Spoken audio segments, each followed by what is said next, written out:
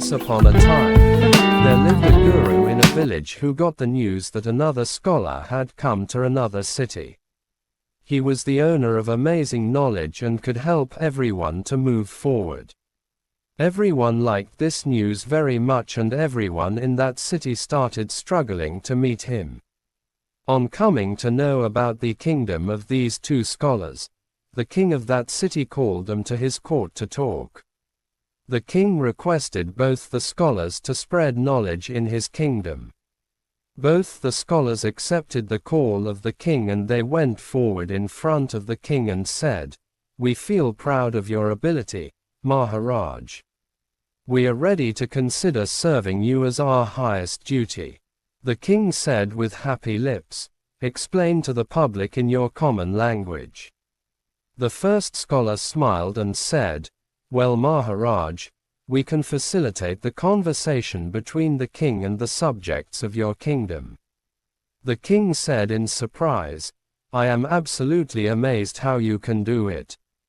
This is for me." The other scholar smiled and said, "Maharaja, we can give the knowledge of eating without ingredients to the people of your kingdom."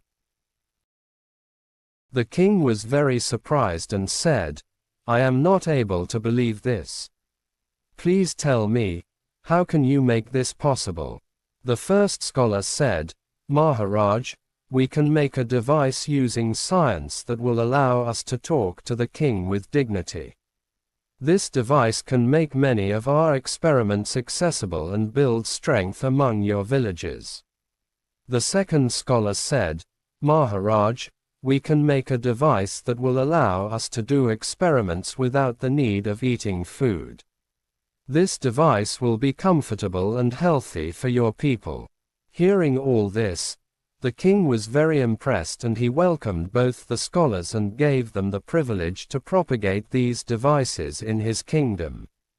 Both the scholars happily worked in the service of the king, praising him, and everyone used to vouch for them. This story teaches us that knowledge is evolving with time, and many wonderful inventions can help us. The example of generosity, dedication and service of the two scholars tells us that we should use our knowledge and skills in the service of the society. Recognize the opportunity. In ancient times, an old farmer had 3 sons. His wife had died and all 3 sons were bachelors. A farmer called his sons and divided the gold he had saved into 3 equal parts and gave it to all 3 sons. The father told the children that now my last time has come. If you use this gold properly, you will always be happy in life. As soon as he said this, the old man died. After the funeral of the father, the 3 sons decided that they would go in different directions with their respective shares of gold. They would return to their homes again after 3 years. Till then, all 3 made a plan to try their luck and went in different directions. The elder son's mind was engaged in worship. He became a sadhu. He kept the gold given by his father in the temple and started worshipping it daily. He thought that by doing this, the soul of his father would get peace. The second son was fond of writing poems and doing various types of research. He wrote poems on gold and did a lot of research on gold. Both the boys were somehow managing their food and drink.